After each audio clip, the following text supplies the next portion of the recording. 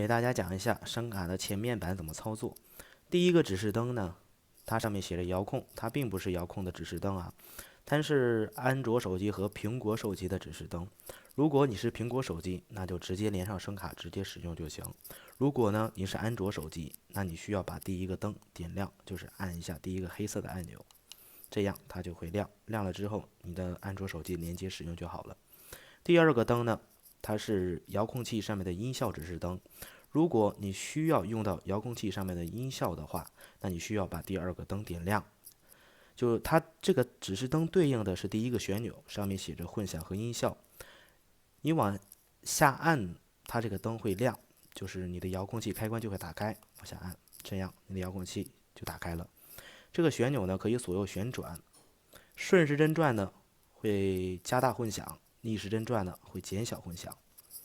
第三个灯呢，它是混音开关的指示灯，只针对电脑上啊，手机上这个指示灯是没有作用的。如果说你在电脑上唱歌的时候，对方听不到你放的音乐，那你就需要把这个灯点亮。它对应的是第二个旋钮，往里按，这个灯就会亮。它上面写着混音和监听。这个旋钮的左右旋转呢，是控制你耳机里面听到的声音大小的。顺时针转，耳机里面听到的声音就会越来越大；逆时针转的话，耳机里面的声音就会越来越小。然后第三个旋钮上面写着模式和音量，它这个旋钮对应的是三个指示灯啊。第一个灯为聊天，第二个灯为唱歌，第三个灯为闪避。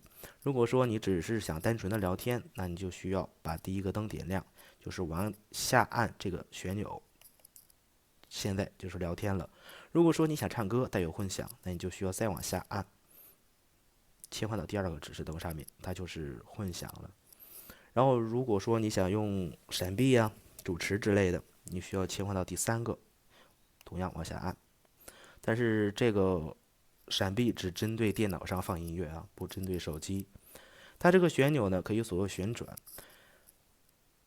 左右旋转是控制对方听到你的人声的大与小。如果说你跟别人聊天或者直播的时候呢，对方说你的人声比较小，那你就顺时针转它，加大音量，这样对方听到你的人声就会越来越大。